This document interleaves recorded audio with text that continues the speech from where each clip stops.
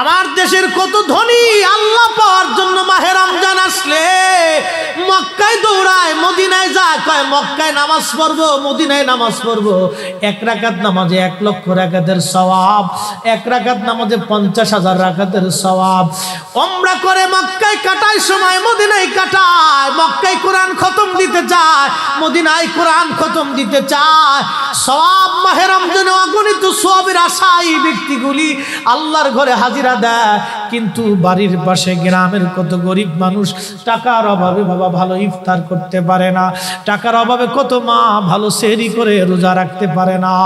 এই ধনীরা এই গরিব মানুষের ঘরে খাবার না দিয়ে আল্লাহরে পাওয়ার জন্য মক্কা মদিনায় দৌড়ায়। আল্লাহ ডাক দেখো, বান্দা একবার মরে দেখ, কায়দা মতো জুতা দিয়ে পিটামো, আমার বান্দারা না খেয়ে ইফতার করবে, আর তুই আল্লাহ পাওয়ার জন্য মক্কায় আইছো, এমন আল্লাহ আমি ধরা দেব না। কথা বলেন ঠিক না? আল্লাহর হাবিবের ইন্তেকালের পরে সাহাবায়ে কেরাম চিন্তিত, খুবই কান্না জড়িত। ছোট্ট একটা গাঠুরি বেঁধে বেলাল আসছে, হযরত আবু বকরের সামনে দাঁড়ায় বলে, আবু বকর বিদায় দাও, মদিনায় আর থাকবো না। কেন রে বেলাল, কি জন্য মদিনায় থাকবে না? কিসের অভাব, কিসের কষ্ট? কেউ কি তোমাকে ব্যথা দিয়েছে, না তোমাকে মেরেছে, নাকি তোমার কোনো অভাব আছে? বলো, বাইতুল মাল থেকে মাসিক বেতন দিয়ে দিব। বেলাল বলে, আবু বকর রে, আমার যে অভাব, কোনোদিন কি সেই অভাব পুরা করে দিতে পারবা? বলো রে বেলাল, তোমার কিসের অভাব? বলে, আবু বকর, আমি আজান দিলে নবী নামাজে আসতো। বলো, এখন আজান দিলে কি নবী নামাজে আসবে? আবু বকর বলতেছে, বেলাল রে, তুমি কি নবীরে ভালোবাসো, আমরা কি ভালোবাসি না? বেলাল বলে, আবু বকর, তুমিও ভালোবাসো, আমিও ভালোবাসি।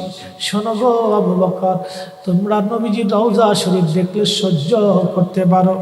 আমি বেলাল যখন আজান দিয়ে নবী রওজা শরীফের দিকে তাকাই, আমার কলিজাগুলি ফেটে ফেটে আসে, আমি বরদাস্ত করতে পারি না, সহ্য করতে পারি না। মদিনাতে দাঁড়ায় থাকবে, 2 রকমের হাজি পাবে। যখন 7 নম্বর গেট দিয়ে বাবু সালাম দিয়ে হাজিরা ঢুকে সালাম দিতে দিতে যায়, কিছু নবীর পাগল আছে, রওজার সবুজ মিনারা দেখলে চোখ বেয়ে বেয়ে পানি আসে, রওজা শরীফে ঢুকলে তারা হাওমাও করে কাঁদতে থাকে, আর মুতুয়াগুলি খালি ধমক দেখে, ইয়া হাতি আল্লাহ বেদা, আল্লাহ আল্লাহ আল্লাহ আল্লাহ শিরকি আল্লাহ বেদা। ওরা কান্না দেখে হাসে, যারা কান্না করে দেশের তিরস্কার করে। বাপ, আমি নিজের চোখে দেখেছি, ওরা যারা কান্না করে নবীর রওজার পাশে দাঁড়ায় দাঁড়ায় এদেরকে দেখে ওরা হাসে। ওরা বুঝে না এরা কি জন্য কান্না করে। কোনো হাজি আছে কান্না আসে না, শুধু সালাম দিয়ে চলে যায়। 2 প্রকারের হাজি। এক প্রকারের হাজি নবীর রওজার পাশে দাঁড়ায় চোখের পানি ফেলে বুক বাসায় দেয়, এরাও হাজি। আর যারা শুধু সালাম দিয়ে চলে যায়, এরাও হাজি। আকাশ আর পাতাল তফাৎ। পৃথিবীর মধ্যে হায়াত হয় মাত্র 60 বছর কি 80 বছর, 30 বছর চলে যায় হেলায় হেলায়, ডোলায় ডোলায় ডোলায় ডোলায়। বাকি জীবনের অর্ধেক সময় যায় বাবা ঘুমে ঘুমে, 8 ঘন্টা ঘুমে। অল্প একটু সময় আমরা ইবাদত করার সুযোগ পাই। এই সামান্য ইবাদত দিয়ে খোদার জান্নাতের আশা কেমনে করতে পারি? উপায় আমাদের হবে কি? উপায় আমাদের হবে কি? গতি হবে কি? উপায় আমাদের হবে কি? চিন্তা করে যদি বাড়ি ফিরি, মাহফিল থেকে যদি চিন্তা করে বাড়ি ফিরি, মাহফিল থেকে ফিরে যাওয়ার পথে একটা বেনামাজি থাকার কথা না, একটা সুদখোর থাকার কথা না, একটা ঘুষখোর থাকার কথা না, একটা মদখোর থাকার কথা না, একটা জেনাকারী থাকার কথা না, একটা মানুষের হক নষ্টকারী থাকার কথা না। কিন্তু ওয়াজ শুনি মানি না, ওয়াজ শুনি বুঝি না, ওয়াজ শুনি বাড়ি পর্যন্ত আমরা নেই না। আমরা বাড়ি পর্যন্ত নেই না ভাই, নিলে তো কাজই হয়ে গেছিল। আমরা ওয়াজ শুনে চলে যাই, হুজুর ওয়াজ খুব ভালো করছে, ভালো পর্যন্ত শেষ। হুজুরের ওয়াজ ভালো, কিন্তু আমি কি ভালো কাজ করছি কিনা, এটা হলো সবচেয়ে বড় বিষয়। ওয়াজ শুনি, বাবা মার মনে ব্যথা দেই। ওয়াজ শুনি, প্রতিবেশীর হক নষ্ট করি। ওয়াজ শুনি, ওয়াজ শুনি, স্ত্রী স্বামীর হক নষ্ট করি। ওয়াজ শুনে নারী বেপর্দায় চলে। ওয়াজ শুনে ওয়াজ শুনে নারী বেনামাজি, ওয়াজ শুনে নারী বেপর্দা, ওয়াজ শুনে কিন্তু নারী আমলদার না। ওয়াজ করলে কি লাভ, শুনলে কি লাভ? লাভ হবে আমলে, আমলেও লাভ হবে না। নবী প্রেম না থাকলে দিলে, নবী প্রেম থাকলে দিলে লাভ হবে কম, আমলে সুপারিশ করবেন নবী রোজ হাসরের ময়দানে। জ্ঞানী যারা বুঝে তারা শুধু ইশারায়, নাদানের বুঝাইতে পারে আছে কে কোথায়।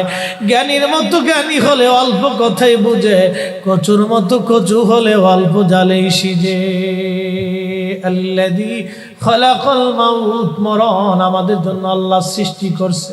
আজ অথবা কাল মৃত্যুর কোলে ঢলে পড়তেই হবে, পড়তেই হবে, পড়তেই হবে। আল্লাহর দরবারে যেতেই হবে, যেতেই হবে, যেতেই হবে, যেতেই হবে। ইন্না বাতশা রাব্বিকা লাশাদীদ, আল্লাহর ধরা বড় শক্ত ধরা, বড় শক্ত ধরা। ধরতেই ধরা পড়তেই হবে, ধরা পড়তেই হবে, ধরা পড়তেই হবে। কবরে চলে যেতেই হবে, যেতেই হবে, যেতেই হবে। আজকে আমি ফরিদি শাম যদি মারা যায়, বন্ধুরে আমার লাশ দেশের বাড়ি ফরিদপুরে নিয়ে যাওয়া হবে। কালকে সন্ধ্যার আগে দাফন কাফনের ব্যবস্থা হবে। আমার টুপি, আমার চশমা, আমার জুব্বা, আমার ঘড়ি, আমার সব কিছু থেকে জুদা করা হবে। ব্যাংক ব্যালেন্স, টাকা পয়সা, বাড়ি গাড়ি থেকে জুদা হয়ে যাব। স্ত্রী পুত্র সন্তান থেকে জুদা হয়ে যাব। বন্ধুরা কেঁদে কেঁদে বিদায় জানাবে, গ্রামবাসীরা বিদায় জানায় চলে আসবে। 3 ঘন্টা পরে বন্ধুরা চা খাবে, পান খাবে, গল্প করবে, হাসবে। সন্তানরা 3 দিন পর্যন্ত শোক পালন করবে। 6 মাস পরে সবাই আমার কথা ভুলে যাবে, মনে রাখবে না কেউ। বন্ধু ওই কবরে আমি একা, আমি একা। আমার সঙ্গে হবে কি, সঙ্গী হবে কি? ওই কবরে আমার 2টা জিনিস যাবে, একটা ঈমান ও আমল, ঈমান ও আমল, ঈমান ও আমল, ঈমান ও আমল। ওই কবরে কেউ দেখতে না গেলেও যিনি দেখতে আসবে, যদি নবীর আশিক হয়ে কবরে যাও, ওই কবরে আমার নবী আসবে রে, নবী আসবে রে, নবী আসবে।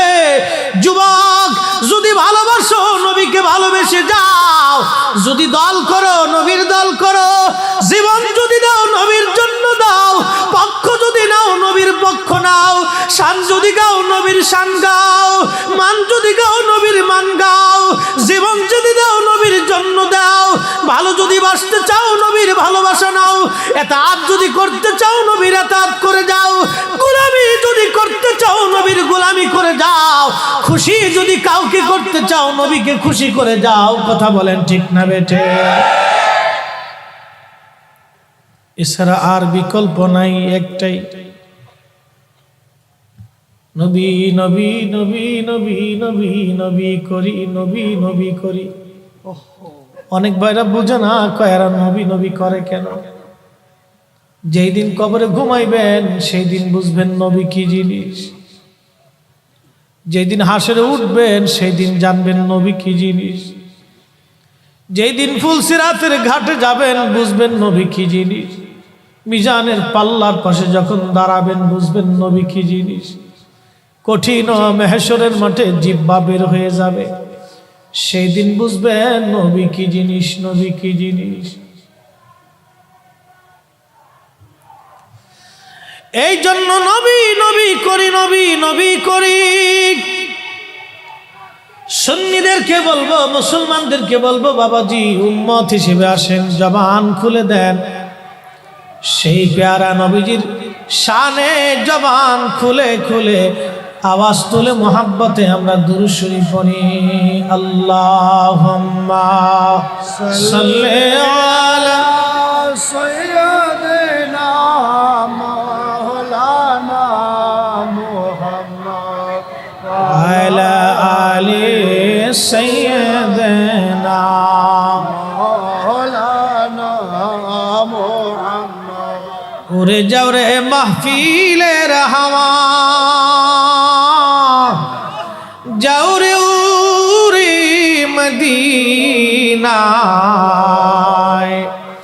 আমাদের দুরুদ পৌঁছে দিও নূর নবীজির পাক রওজায় আল্লাহুম্মা সাল্লি আলা মাশাআল্লাহ আল্লাহু আকবার আসুন লানা মুহাম্মাদ ওয়া আলা আলি সাইয়্যিদিনা মাওলানা মুহাম্মদ।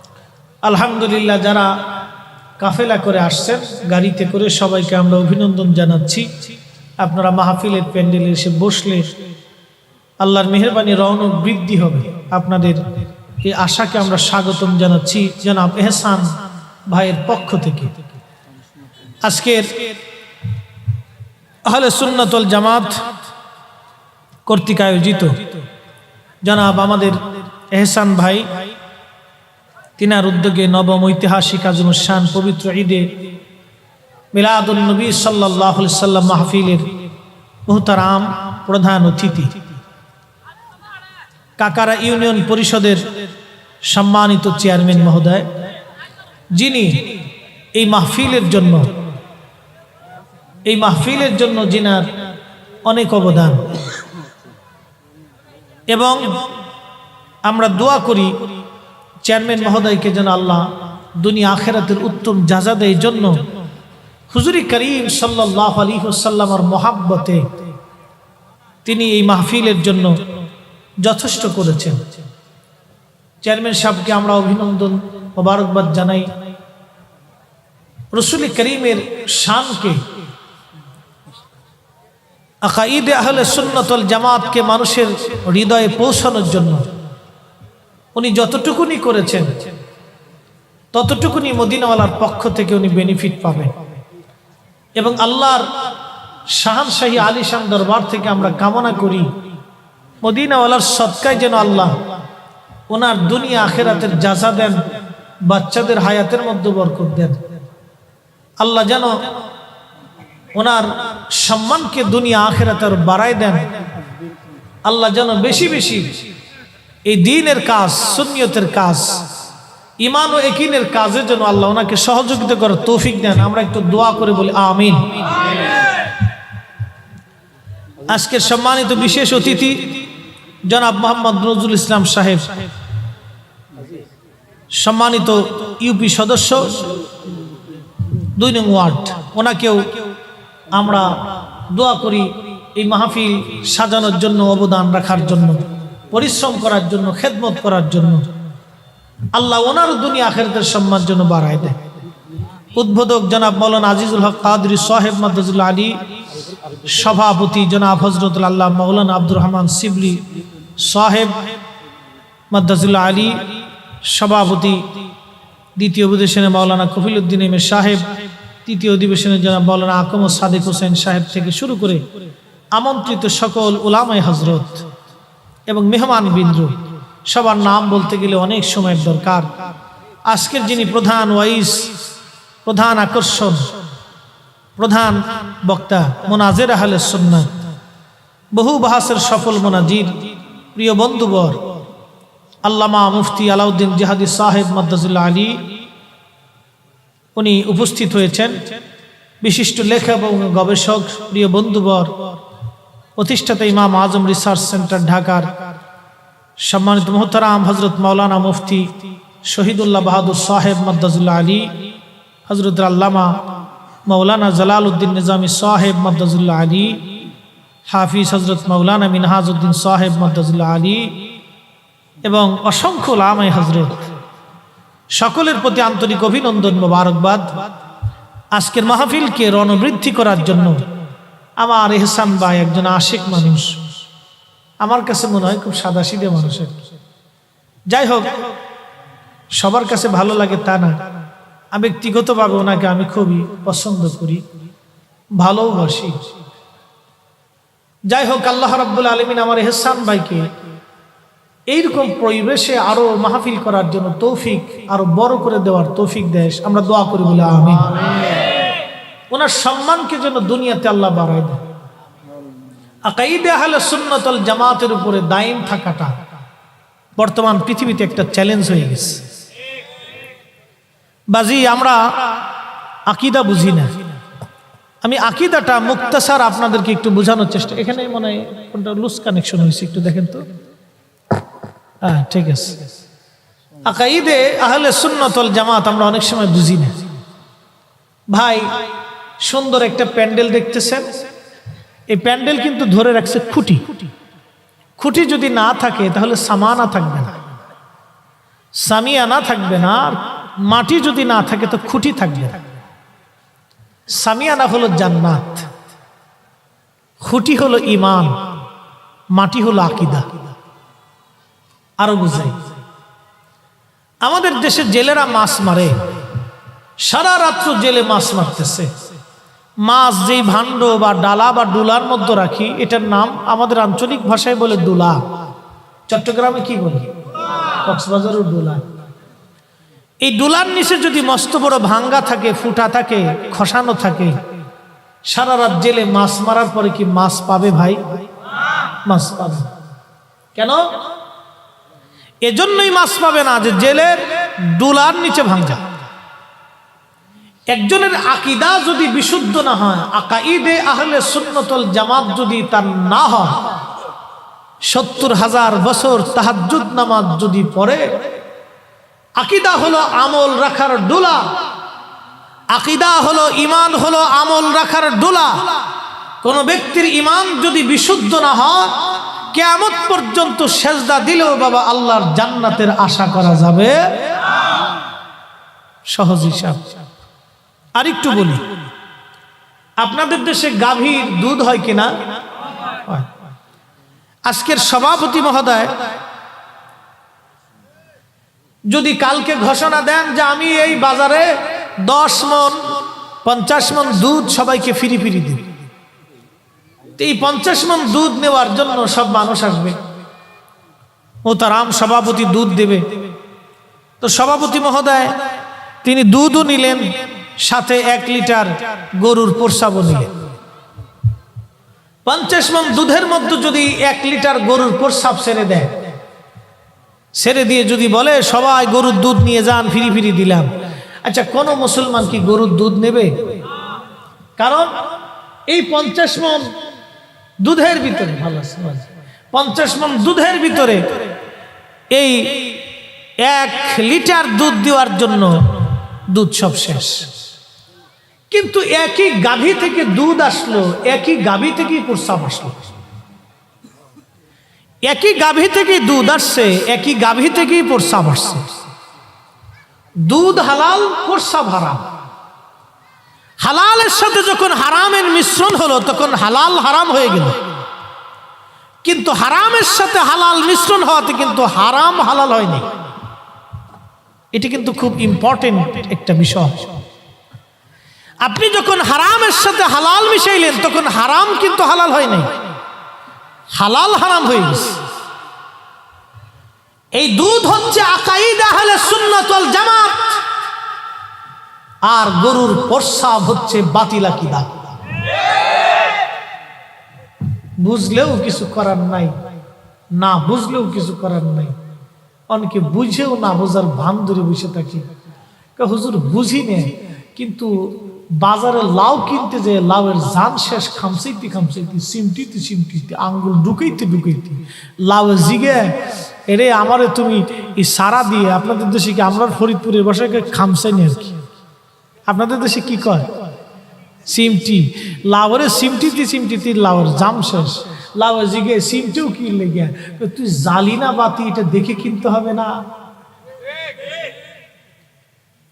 দুনিয়ার লাউ কেনার সময় জালি বাতি দেখে কিনেন, দুনিয়ার থেকে কবরে চলে যাবেন, ইমানদার হবেন না বেঈমানদার হবেন এটা বুঝে যেতে হবে না, এটা আগে বুঝতে হবে মুসলমান। কথা বলেন ঠিক না বেটে?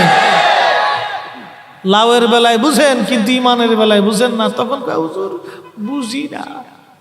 এটা আগে বুঝতে হবে বাবা, বন্ধু, এটা আগে বুঝতে হবে। এ মুসলমান, পৃথিবী থেকে আমরা অবশ্যই কবরে চলে যাব, অবশ্যই আজ অথবা কাল কবরে চলে যাব। কি নিয়ে যাব?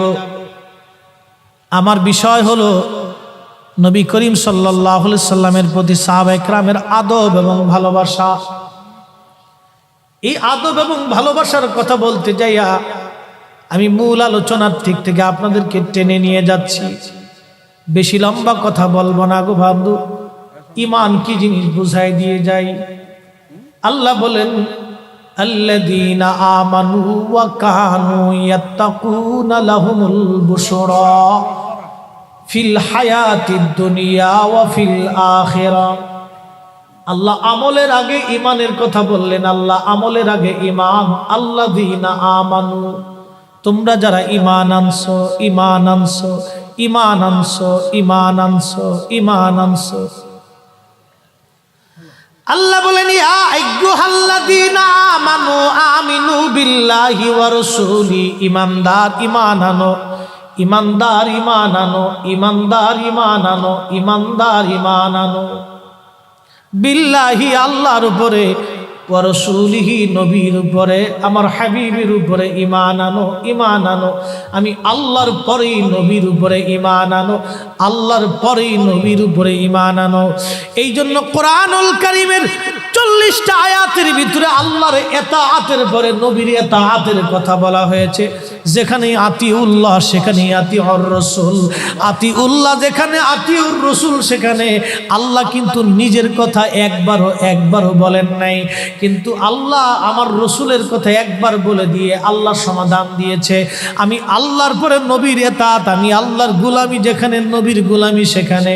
কিন্তু আল্লাহ এটাও জানাই দিয়েছেন মাইয়ুতি আর রাসূলা ফাকাদ আতা আল্লাহ।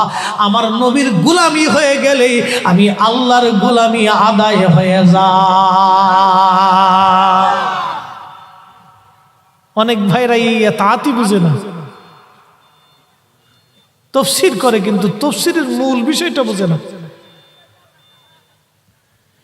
তাফসীর করে কিন্তু তাফসীরের মূল ভেদটা বোঝে না রে, তাফসীরের মূল ভেদ বোঝে না। এই জন্যই সাহাবীদের দিকে তাকাইতে হবে। সাহাবীরা কিন্তু পাহাড় দেখে আল্লাহ চিনে নাই, সাহাবীরা কিন্তু গাছ দেখে আল্লাহ চিনে নাই, সাহাবায়ে কেরাম কিন্তু আসমান দেখে আল্লাহ চিনে নাই, সাহাবীরা কিন্তু ওই বাজান পৃথিবী দেখে কোরআন বুঝে নাই।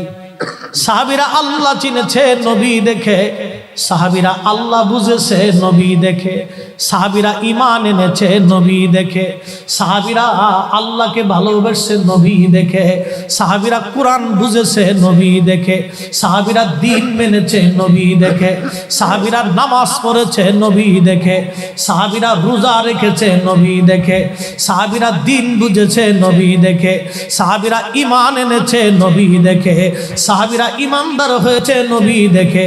সাহাবীরা এই জন্য নবীর জন্য জীবন দিত, নবীর জন্য সংসার করত, নবীর জন্য সব করত। তাদের জীবন ছিল নবী নবী নবী নবী নবী নবী। কিন্তু আমার দেশের কিছু ভাইরা খালি কয় কোরআন কোরআন কোরআন মানি, কোরআনের সমাজ গড়ি, কোরআনের জন্য জীবন গড়ি, কোরআনের জন্য জীবন দিয়ে দেয়। জিজ্ঞেস করবেন বাইরে, বলো কি কোরআন সৃষ্টি না স্রষ্টার বাণী? কোরআন সৃষ্টি না স্রষ্টার বাণী? আকীদাটা পরিষ্কার করে যাও। ওরা ভাই বলে কোরআন কথা বলে, আসলে কোরআনের তো নিজস্ব কোনো জীবন নাই। কোরআন তো আল্লাহর কালাম, আল্লাহর কালাম, আল্লাহর কালাম কোনোদিন সৃষ্টি হতে পারে না। আল্লাহ চিরঞ্জীব চিরস্থায়ী, আল্লাহর কালামও চিরঞ্জীব চিরস্থায়ী। কোরআন কথা বলে না, কথা বলে আমার আল্লাহ। কোরআন কথা বলে না, কথা বলে আমার আল্লাহ। কোরআন কথা বলে না, কথা বলে আমার আল্লাহ। আল্লাহ বলে দিয়েছে, ও মুসলমানরা, আমি আল্লাহ পাইতে হলে নবীর কদম ছাড়া আর রাস্তা নাই। কথা কন না কেন, ঠিক না বেঠে? বুঝে দেন, তাফসীর অনেকে বুঝি না।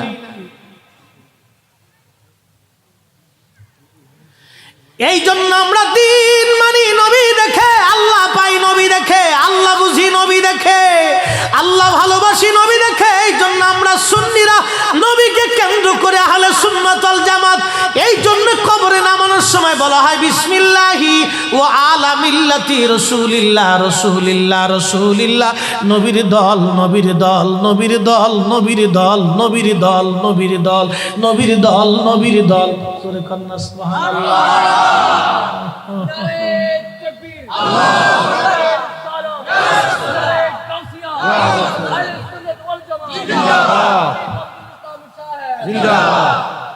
নবীর দল নবীর দল নবীর দল। অথচ আল্লাহ বলেন ওমাইয়াতাবাল্লাল্লাহা ওয়া রাসূলাহু ওয়াল্লাযীনা আমানু ফাইন্না হিজবাল্লাহি হুমুল গালিবুন। যারা আল্লাহকে ওলি মানো, নবীকে ওলি মানো, ওলিদেরকে ওলি মানো, আল্লাহকে ওলি মানো, নবীকে ওলি মানো, ওলিদেরকে ওলি মানো, আল্লাহকে ওলি মানো, নবীকে ওলি মানো, ওলিদেরকে ওলি মানো, ফাইন্না হিজবাল্লাহ, তোমরাই আল্লাহর দল, হুমুল গালিবুন, আল্লাহর দল বিজয়ী, আল্লাহর দল বিজয়ী, আল্লাহর দল বিজয়ী। আল্লাহ কোরআনে বলেন আল্লাহর দল, আল্লাহর দল, আল্লাহর দল, আল্লাহর দল। কবরে নামানোর সময় বলা হলো নবীর দল, নবীর দল, নবীর দল। খুব মনোযোগ। এই জন্য রাসূল বলছেন ওমান আহাব্বানি আহাব্বাহুল্লাহ, যে আমাকে ভালোবাসে সে আল্লাহকে ভালোবাসে। ওমান আহাব্বানি আহাব্বাহুল্লাহ, ওমান আহাব্বাহুল্লাহ আদখালাহুল জান্নাহ, যে আল্লাহকে ভালোবাসে আল্লাহ তারে জান্নাত দিয়ে দেয়। তাহলে জান্নাত পাওয়ার পূর্ব শর্ত নবী ভালোবাসা। কথা বলেন না কেন? ঠিক না বেটে? পৃথিবীর সাগর শুকিয়ে যাবে, পৃথিবী পুড়ে জ্বলে শেষ হয়ে যাবে, আকাশ ভেঙে পড়ে যাবে, আল্লাহর হাবিবের থিওরির কোনোদিন পরিবর্তন হবে না। কথা বলেন না কেন? কোরআনের একটা শব্দমালার পরিবর্তন আর হবে না কোনোদিন। সুন্নি সুন্নি আমরা কেন নবী নবী নবী নবী করি? সাহাবীরাও নবী নবী নবী নবী করত। সাহাবীরা কেমনে নবী নবী করত? আম্মা জান আয়েশা রাতের আধারে বসে বসে আকাশের নক্ষত্র গণনা করে। নবীজি বললেন আয়েশা রে কি করো তুমি? বলে হুজুর আকাশের নক্ষত্র গণনা করি। আয়েশা রে কেউ কি কোনোদিন আকাশের নক্ষত্র গণনা করে শেষ করতে পারবে? ওই যে 1450 বছর আগে রাসূল বলে দিয়েছেন, কেউ কি কোনোদিন আকাশের নক্ষত্র গণনা করতে পারবে? আজও বিজ্ঞানের পক্ষে সম্ভব হয় নাই আকাশের নক্ষত্র গণনা করে দিতে পারবে।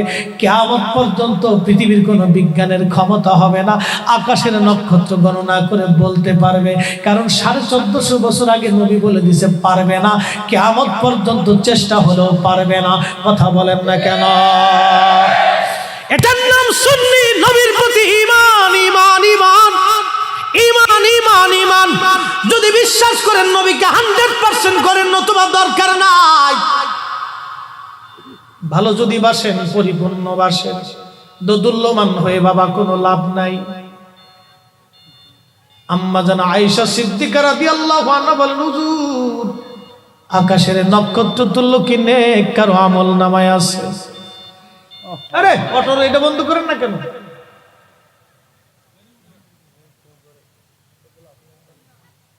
যন্ত্রণা এটা বুঝে না,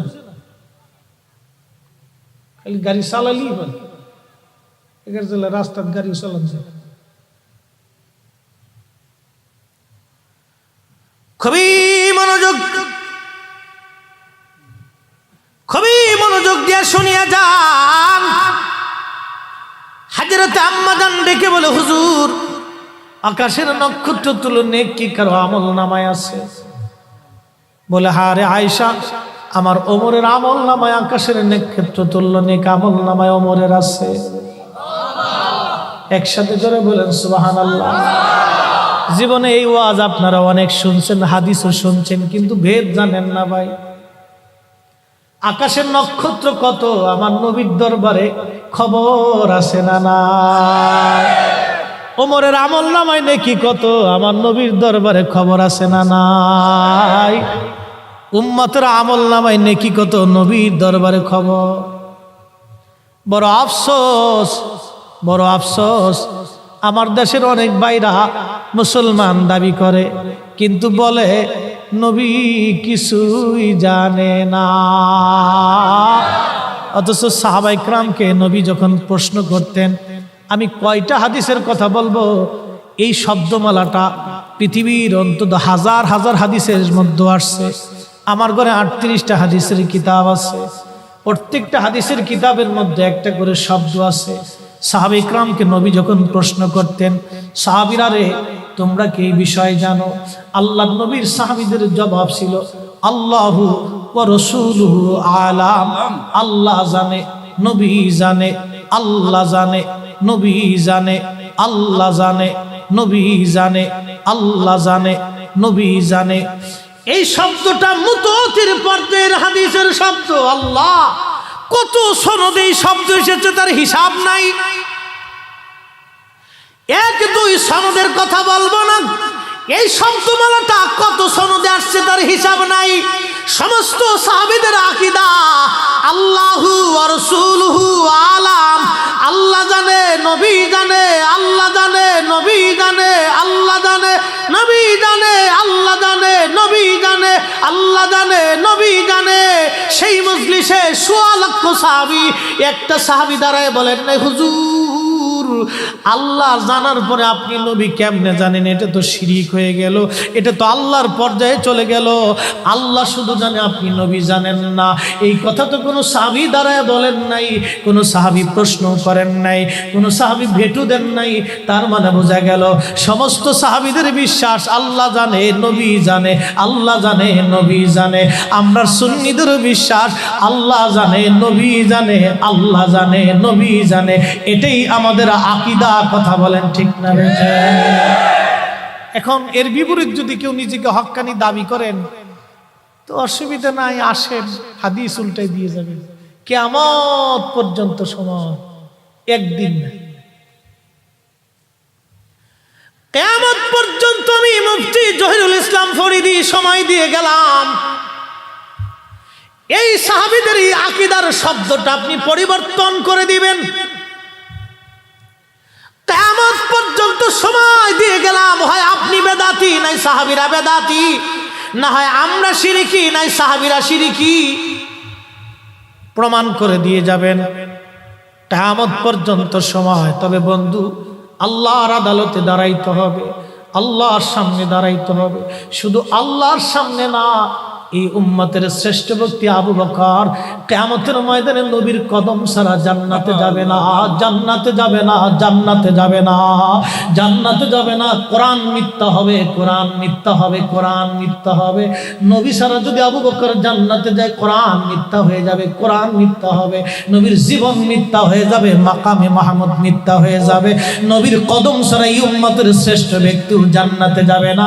শুধু আল্লাহর সামনে না, কিয়ামতের ময়দানে নবীর সামনে দাঁড়াইতে হবে ভাই। উপায় নাই।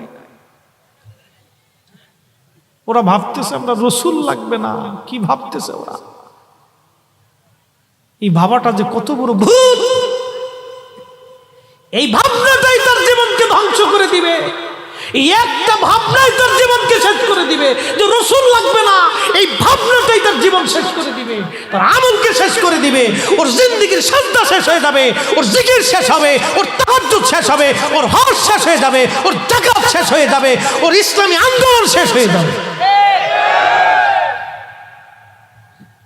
বুঝতেও পারতেছে না, জাহান্নামের লাকড়ি হয়ে যাইতেছে।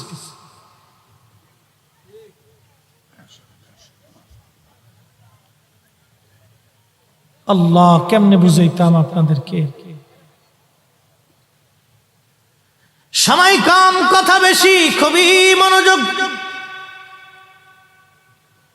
কোন ভাষায় বুঝাইলে যে আপনারা বুঝবেন? পৃথিবীর অন্যতম সমরবীর, পৃথিবীর অন্যতম সমরবীর ছিলেন সুলতান মাহমুদ গজনবী রহমাতুল্লাহ আলাইহি।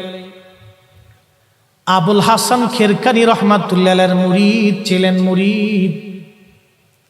গজনীর সুলতান এত বড় জেনারেল ছিলেন, সোমনাথ মন্দির বিজয় করেছিলেন তিনি। এই সোমনাথ মন্দিরে কাবা শরীফের নবীর ভেঙ্গে দেওয়া মন্দির ছিল, মূর্তি ছিল বিদায়। হযরতে সুলতান মাহমুদ গজনবী বলেছিলেন, না, এই মন্দির আমি ভেঙ্গে ফেলে দেব, কারণ নবী যেই মূর্তি ভেঙেছে সেই মূর্তি এই মন্দিরে থাকবে, এটা হবে না। কত বড় আশিক রাসূল! ওনার জীবনের একটা ছোট্ট ঘটনা আপনাদেরকে শোনাই। একদিন তিনি প্রদীপ হাতে করে, স্বর্ণের প্রদীপ হাতে নিয়ে তিনি ঘুরতে বের হলেন। সফর করে করে ঘুরে ঘুরে রাজ্যের প্রজাদের হালত দেখবেন। চেয়ারম্যান সাহেব কি আসে আজকে? আসেনি? ঠিক আছে। আমাদের দেশের অনেক গণপ্রতিনিধি আছে, নির্বাচিত হওয়ার পরে বাবা আর মানুষের কাছে যায় না, আছে না নাই? মানুষের কাছে আর যায় না। নির্বাচিত হয়ে গেলে মানুষের কাছে আর যায় না রে ভাই। আগের যুগের রাজা বাদশারা দেখেন রাস্তায় রাত্রিবেলা ঘুরে ঘুরে প্রজাদের অবস্থা দেখতো। এটাই তো নবীর সুন্নত, খোলাফায়ে রাশিদিনের সুন্নত। আলাইকুম বিসুন্নতি, তোমরা আমার সুন্নত মানো, ওয়া সুন্নাতিল খুলাফাইর রাশিদিন আল মাহদিন, আমার খোলাফায়ে রাশিদিনের সুন্নাত তোমরা মানো। এমন কোন খলিফা নাই রে রাতের বেলা ঘুরে ঘুরে প্রজাদেরকে না দেখতেন। আল্লাহর হাবিবের এমন কোন দিন নাই রে উম্মতের খবর না নিয়েছেন। সাহাবীরা ঘুরে ঘুরে প্রতিবেশীর খোঁজ খবর নিতেন। আমার দেশের ধনীরা টাকা পয়সা পায় আরাম এসির মধ্যে ঘুমায়, পাশের বাড়ি গরিব মানুষ ক্ষুধায় ওই যে আপনার কি বলে একটু ইফতার করে, একটা পচা খেজুর, তাও আন্দা গান্দা সৌদি আরবের ডুপ্লিকেট পচা খেজুর বাংলাদেশে পাঠায় দেয়। এইগুলি ওরা দান করে, আর আমার দেশের ব্যবসায়িকরা এইগুলি বিক্রি করে। গরিব মানুষ ওই 50 টাকা কেজি ধরে 1 কেজি খেজুর আনে, ইফতার করে বাবা মুড়ি চাবায় আখের রস দিয়ে, অথবা ওই খেজুরের গুড় দিয়ে, অথবা একটু চিনি দিয়ে, পাতলা ও নরম অথবা খিচুড়ি দিয়ে। আমার দেশের কত ধনী আল্লাহ পাওয়ার জন্য মাহে রমজান আসলে মক্কায় দৌড়ায়, মদিনায় যায়, কয় মক্কায় নামাজ পড়বো, মদিনায় নামাজ পড়বো। 1 রাকাত নামাজে 1 লক্ষ রাকাতের সওয়াব, 1 রাকাত নামাজে 50,000 রাকাতের সওয়াব। উমরা করে মক্কায় কাটায় সময় মদিনায় কাটায়, মক্কায় কোরআন খতম দিতে চায়, মদিনায় কোরআন খতম দিতে চায়। সওয়াব মাহে রমজানে অগণিত সওয়াবের আশায় ব্যক্তিগুলি আল্লাহর ঘরে হাজিরা দেয়। কিন্তু বাড়ির পাশে গ্রামের কত গরিব মানুষ টাকার অভাবে বাবা ভালো ইফতার করতে পারে না, টাকার অভাবে কত মা ভালো সেহরি করে রোজা রাখতে পারে না। এই ধনীরা এই গরিব মানুষের ঘরে খাবার না দিয়ে আল্লাহরে পাওয়ার জন্য মক্কা মদিনায় দৌড়ায়। আল্লাহ ডাক দেখো বান্দা একবার মরে দেখ, কায়দা মতো জুতা দিয়ে পিটামো, আমার বান্দারা না খায় ইফতার করবে, আর তুই আল্লাহ পাওয়ার জন্য মক্কায় আইছো, এমন আল্লাহ আমি ধরা দেব না। কথা বলেন ঠিক না বেঠিক? ও আল্লাহ পাইতে গেছে মক্কা, আল্লাহ কা জুতা দিয়ে পিটা মার, আমার বান্দা মুড়ি দিয়ে চাবা ইফতার করতেছে, আর তুই এসেছিস সেখানে আমি আল্লাহ পাওয়ার জন্য আমার ঘর ধরে কাঁদতেছিস। বেটা আমি আল্লাহকে পাইতে হলে আমার ওই অভাবী মানুষের ঘরে খাবার দিয়ে আসি, ইফতার দিয়ে আমি আল্লাহ পেয়ে যাবি।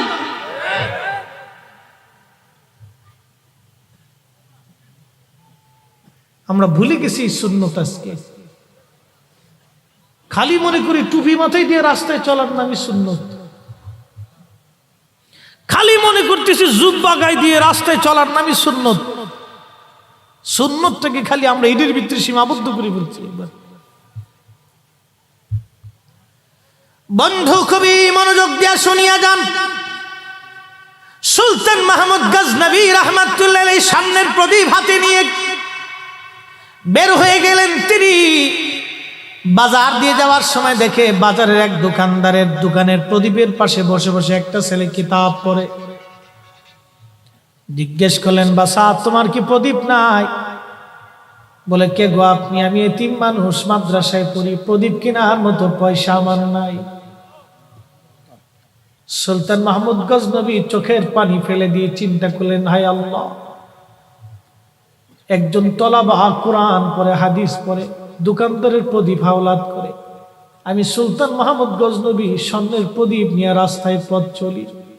মেহশরের কঠিন দিনে যদি নবীজি জিজ্ঞেস করে, সুলতান মাহমুদ গজনবী আমার একজন তলাবা হাদিস পড়েছিল, অন্যের প্রদীপের আলো হাওলাত করে, তুমি মাহমুদ গজনবী পথ চলেছ স্বর্ণের প্রদীপ দিয়ে, ও সুলতান মাহমুদ গজনবী সেই দিন কেন আমার একজন তলাবা, আমার একজন তলবে আলেম অন্যের প্রদীপ হাওলাত করে হাদিস কেন পড়েছিল রে, বলে দিয়ে যাও।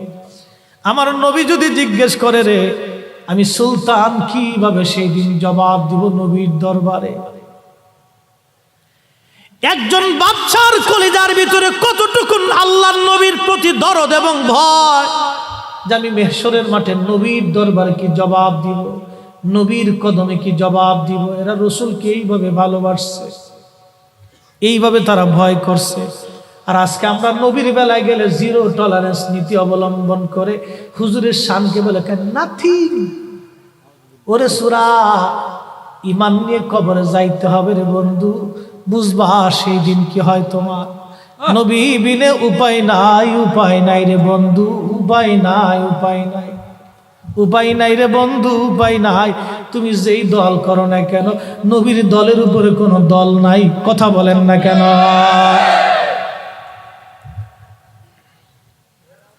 বন্ধুরে শুনিয়া যান, শুনিয়া যান, শুনিয়া যান, বুঝিয়া যান, জানিয়া যান। সুলতান মাহমুদ গজনবী স্বর্ণের প্রদীপখানা ছেলেটার হাতে দিয়ে বলল, বাসা এই স্বর্ণের প্রদীপটা তোমাকে দিয়ে দিলাম, কালকে থেকে স্বর্ণের প্রদীপে তুমি কিতাব পড়বা বাবা। ছেলেটা মহা খুশি। চলে আসলেন সুলতান মাহমুদ গজনবী। রাতের আরামে বিছনায় ঘুমিয়ে পড়েছেন। স্বপ্ন দেখে রে রাহমাতুল লিল আলামিন তশরীফ গ্রহণ করেছে।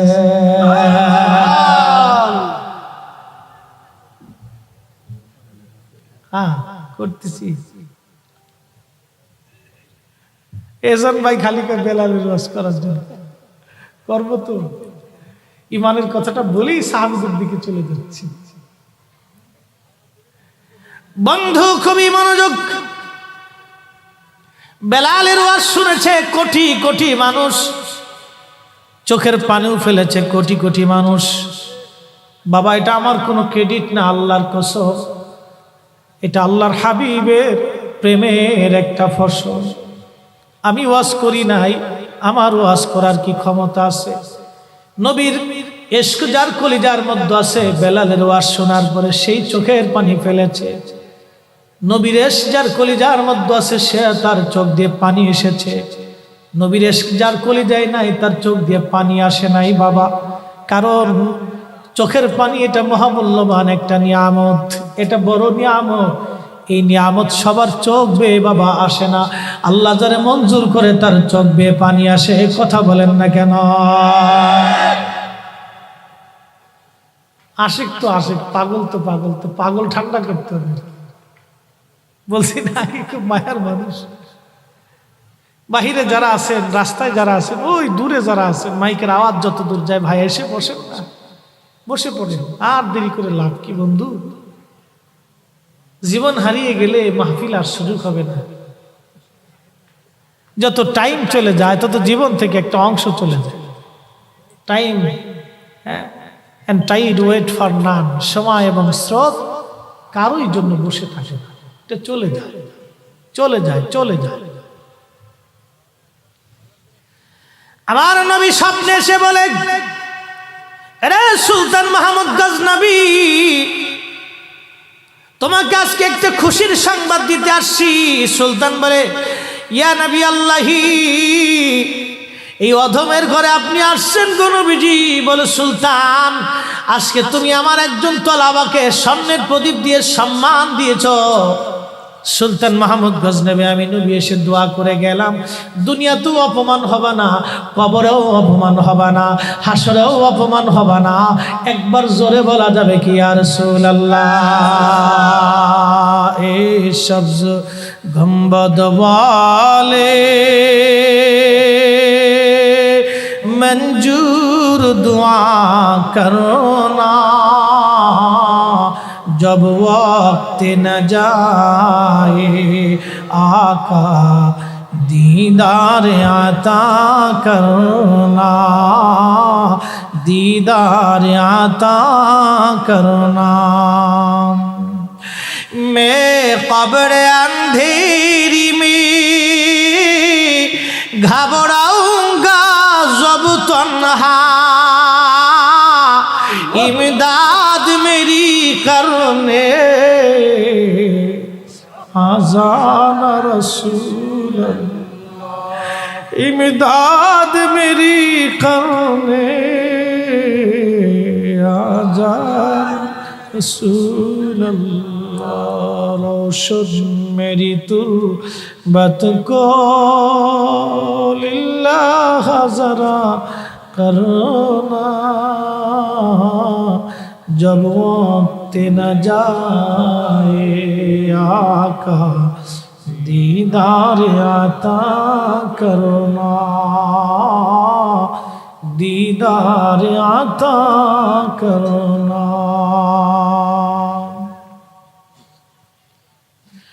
এই ঈমানের জন্য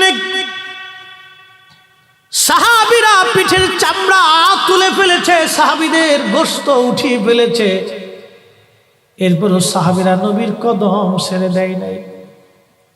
মসজিদে নববীর পাশে রওজা শরীফের পূর্ব দিকে আমাদের হিসাবে ছোট্ট একটা টিভি আছে, একটা উঠান আছে, এখানে একটা গাছ ছিল। এই গাছের নিচে আহলে সুফফার সাহাবীরা থাকতো। খাবার আসলে খাইতো, না আসলে না খেয়ে থাকতো। খোদায় খোদায় দিন কাটাইতো, নবীর কদম ছেড়ে দেয় নাই। এই দলের একজন সদস্য হযরতে বেলাল রাদিয়াল্লাহু আনহু জীবনে কত নির্যাতন সহ্য করেছিলেন। গোলাম হওয়ার জন্য মনিব থেকে পিটাইতে পিটাইতে পিঠের চামড়া উঠিয়ে ফেললো। প্রচন্ড গরমে গলার মধ্যে রশি বেঁধে মক্কার অলিগলি পাথুরি রাস্তা আর প্রচন্ড উত্তাপ ও বালুর ভিতর দিয়ে তাকে টানা হতো। গরমের উত্তাপে চামড়াগুলি খসে খসে খসে খসে খসে খসে যাইতো। ওই চামড়ার ভিতরে ওনাকে বেত্রাঘাত করা হতো, চাবুক দিয়ে পিটানো হতো, ফিনকি মেরে মেরে মেরে মেরে রক্ত পড়তো। আর বলতো, বেলাল কালেমা সারবি। হযরত বেলাল শুধু বলতো, আহাদ আহাদ আহাদ আহাদ, জীবন দিব রে ঈমান দেব না, জীবন দিব রে ঈমান দেব না, জীবন দিব রে ঈমান দিব না। এই সাহাবী কালেমা পড়ছে নবী দেখে, নবী দেখে, নবী দেখে, নবী দেখে, নবী দেখে পিঠের চামড়া দিয়েছে, নবী দেখে গোশত দিয়েছে, নবী দেখে জিহ্বা দিয়েছে, নবী দেখে দিনের পর দিন মার খেয়েছে, রক্ত দিয়েছে, চামড়া উঠিয়ে ফেলেছে। নবী দেখে, নবী দেখে, নবী দেখে আল্লাহ চিনেছে। এই জন্য সাহাবীদের কলিজার মধ্যে ছিল নবী নবী নবী নবী নবী।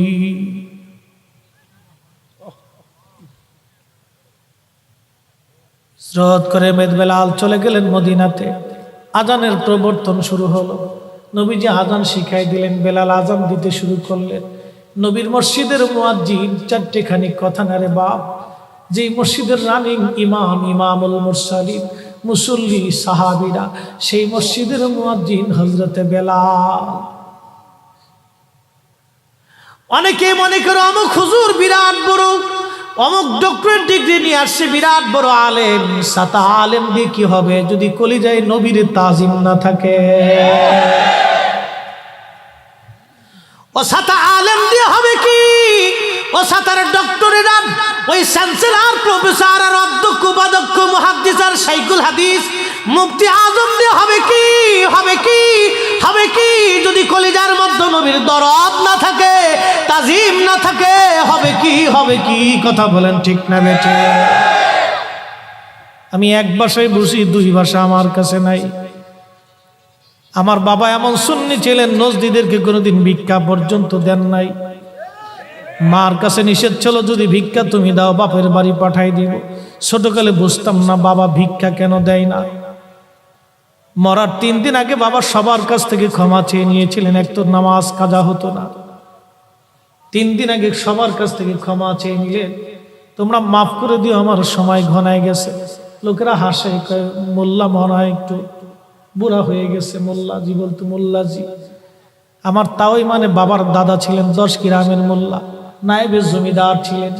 মোল্লা বংশের উজ্জ্বল নক্ষত্র বন্ধু। বংশের ইতিহাস বলার জন্য আসিনে, নায়েবের জমিদার 400 একর সম্পত্তির মালিক ছিলেন। আমরা জমিদার বংশের সন্তান। আমার আব্বাস জীবনে কোনোদিন ভিক্ষা পর্যন্ত দেন নাই। একটাই কথা, নবীর ইজ্জতের চাদর ধরে যারা টান দিবে আমি ভিক্ষা দেব না। আমি সেই বাপের সন্তান, এক নীতিতে এক কথাই থাকি সবসময়। 2 নীতি আমার কাছে নাই, হয় নবীর পক্ষে, মরলেও নবীর পক্ষে, বাঁচলেও নবীর পক্ষে, থাকলেও নবীর পক্ষে, খাইলেও নবীর পক্ষে, না খেয়ে থাকলেও নবীর পক্ষে। সোজা কথা বলবো, বেজার হলেও নবীর পক্ষে, খুশি হলেও নবীর পক্ষে।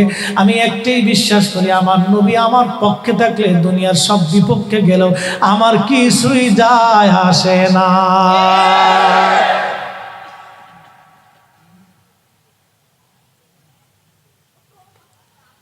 খুবই মনোযোগ বন্ধু, খুবই মনোযোগ দিয়ে শুনিয়া যান। হাবিবে কিবরিয়ার কথাগুলি, সাহাবায়ে কিরামের কথাগুলি বলতেছি।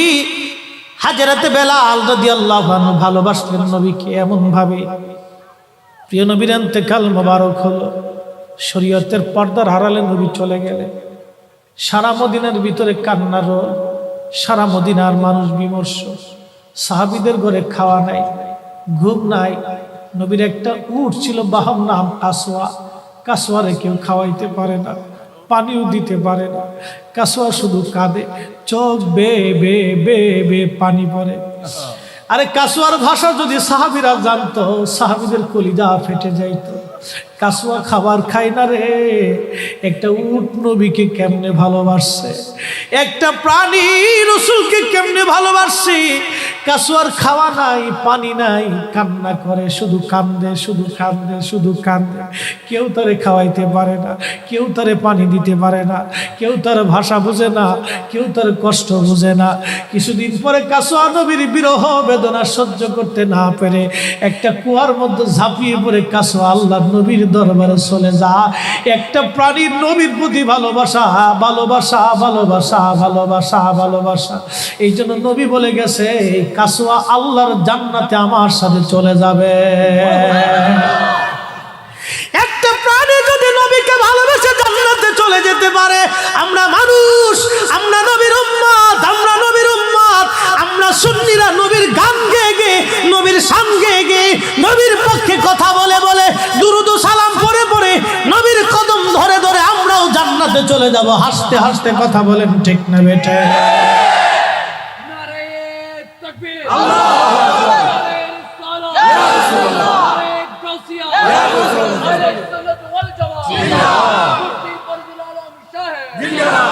ফরিদুল আলম না, ফরিদ ইসাই। এশকের সাথে অনেকে কয় ফরিদউদ্দিন জহিরি। কি যে জ্বালাত আছে। যা হোক, এটা মোহাব্বতের জোশে আছে।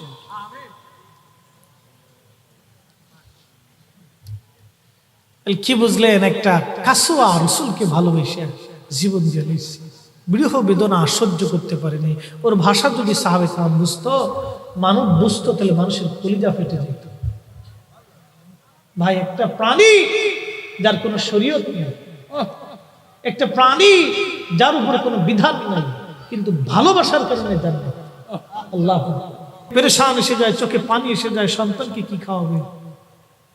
যার ঘরে অভাব আছে বাপ, সে যেন অভাবের কি জ্বালা। এই সিন্ডিকেটরদেরকে ল্যাংটা করে রাস্তার মাঝখানে পিটানো উচিত, সব সোজা হয়ে যাবে। প্রিয় বন্ধুগণ, খুবই মনোযোগ, মূল আলোচনার দিকে ফিরে যাচ্ছি আমি, মূল আলোচনার দিকে ফিরে যাচ্ছি আমি। ভাইজান, খুব মনোযোগ দিয়ে শুনিয়া যান। আল্লাহর হাবিবের ইন্তেকালের পরে সাহাবায়ে কেরাম চিন্তিত, খুবই কান্না জড়িত। ছোট্ট একটা গাঠুরি বেঁধে বেলাল আসছে, হযরত আবু বকরের সামনে দাঁড়ায় বলে, আবু বকর, বিদায় দাও, মদিনায় আর থাকবো না। কেন রে বেলাল, কি জন্য মদিনায় থাকবে না? কিসের অভাব, কিসের কষ্ট? কেউ কি তোমাকে ব্যথা দিয়েছে, না তোমাকে মেরেছে, নাকি তোমার কোনো অভাব আছে? বলো, বাইতুল মাল থেকে মাসিক বেতন দিয়ে দিব। বেলাল বলে, আবু বকর রে, আমার যে অভাব, কোনোদিন কি সেই অভাব পুরা করে দিতে পারবা? বলো রে বেলাল, তোমার কিসের অভাব? বলে, আবু বকর, আমি আজান দিলে নবী নামাজে আসতো। বলো, এখন আজান দিলে কি নবী নামাজে আসবে? আবু বকর বলতেছে, বেলাল রে, তুমি কি নবীরে ভালোবাসো, আমরা কি ভালোবাসি না? বেলাল বলে, আবু বকর, তুমিও ভালোবাসো, আমিও ভালোবাসি। শোনো গো আবু বকর, তোমরা নবীজির রওজা শরীফ দেখলে সহ্য করতে পারো? আমি বেলাল যখন আজান দিয়ে নবী রওজা শরীফের দিকে তাকাই, আমার কলিজা গুলি ফেটে ফেটে আসে। আমি বরদাস্ত করতে পারি না, সহ্য করতে পারি না। মদিনাতে দাঁড়ায় থাকবে, দুই রকমের হাজি পাবে। যখন 7 নম্বর গেট দিয়ে বাবু সালাম দিয়ে হাজিরা ঢুকে সালাম দিতে দিতে যায়, কিছু নবীর পাগল আছে, রওজার সবুজ মিনারা দেখলে চোখ বেয়ে বেয়ে পানি আসে। রওজা শরীফে ঢুকলে তারা হাওয়া করে কাঁদতে থাকে, আর মুতুয়াগুলি খালি ধমক দেখে, ইয়া হাতি আল্লাহ বেদা, ইয়াল্লাহ ইয়াল্লাহ ইয়াল্লাহ ইয়াল্লাহ শিরক, ইয়াল্লাহ বেদা। ওরা কান্না দেখে হাসে, যারা কান্না করে এদের সাথে তিরস্কার করে। বাপ, আমি নিজের চোখে দেখেছি, ওরা যারা কান্না করে নবী রওজার পাশে দাঁড়ায় দাঁড়ায় এদেরকে দেখে ওরা হাসে। ওরা বুঝে না এরা কি জন্য কান্না করে। কোন হাজি আছে কান্না আসে না, শুধু সালাম দিয়ে চলে যায়। দুই প্রকারের হাজি, এক প্রকারের হাজি নবী রওজার পাশে দাঁড়ায় চোখের পানি ফেলে বুক বাসায় দেয়, এরাও হাজি। আর যারা শুধু সালাম দিয়ে চলে যায় এরাও হাজি। আকাশ আর পাতাল তফাৎ।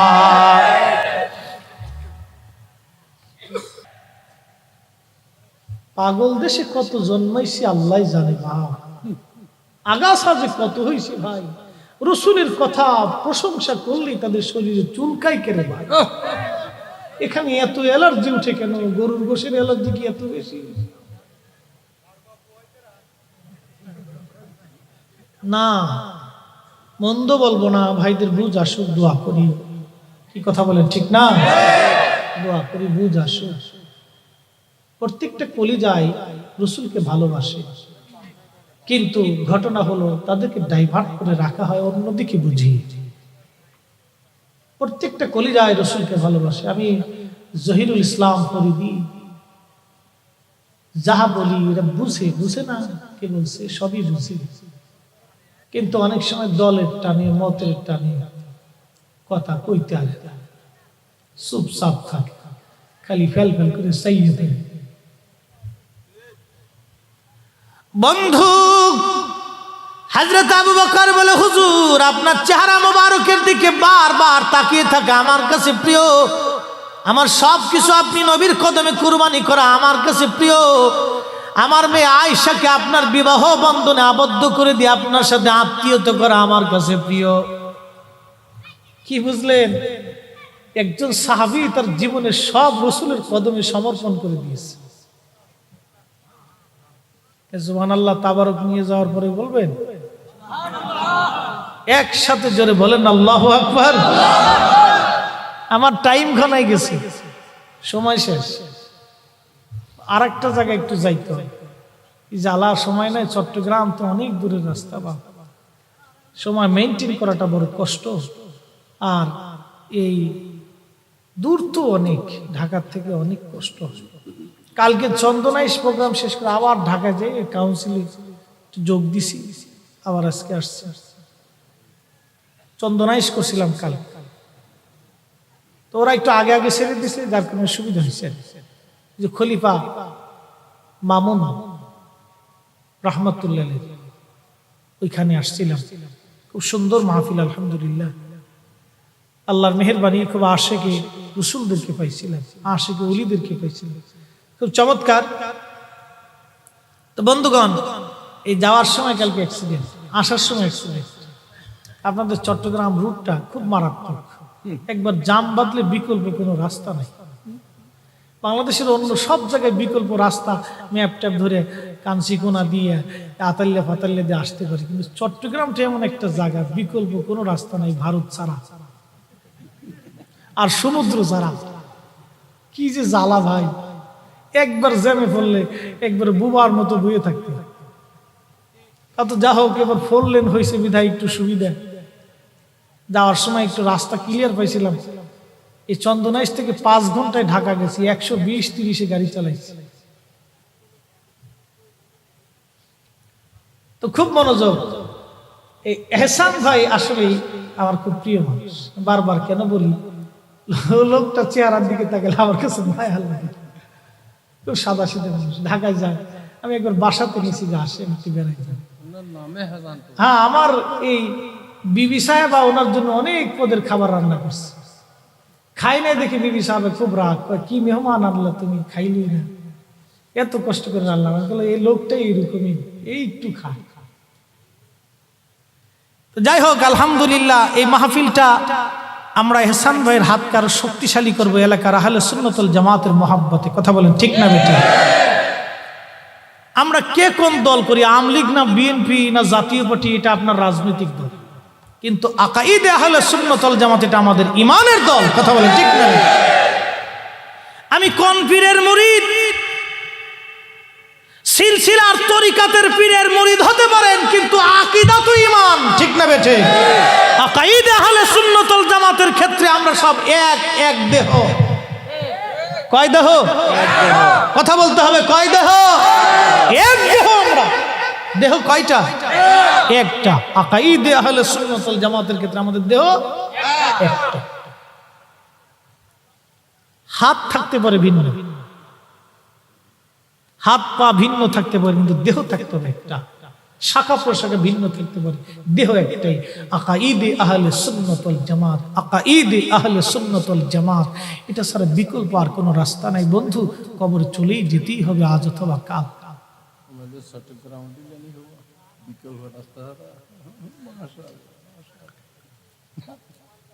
সারা দেশে এই একটা মেসেজ আমরা পৌঁছাইতেছি, আকাইদে আহলে সুন্নাত ওয়াল জামাত। অনেক যুবকরা ডাইভার্ট হয়ে যাচ্ছে, অনেক যুবকরা বুঝে না। মাশাআল্লাহ, নারে তাকবীর, নারে রিসালাত, আহলে সুন্নাত ওয়াল জামাত। বাহাদুর শহীদুল্লাহ বাহাদুর সাহেবের আগমন, আল্লামা শেখ মুফতি মোহাম্মদ শহীদুল্লাহ বাহাদুর সাহেবের আগমন। নারে তাকবীর, নারে রিসালাত।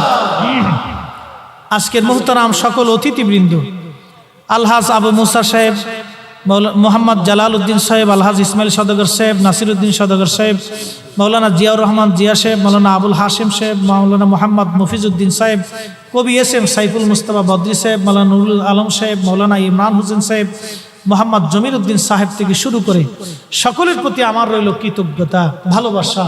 আপনারা আজকের মাহফিলকে রণবৃদ্ধি করেছেন, আমি আপনাদের প্রতি কৃতজ্ঞ। আমার প্রিয় ভাই এহসান ভাইয়ের হাতকে আপনারা শক্তিশালী করেছেন। এখন যিনি আসেন, একটা লোক উঠবেন না প্লিজ। আপনাদের এই বদভ্যাসটা আমাদের জন্য খুব খারাপ।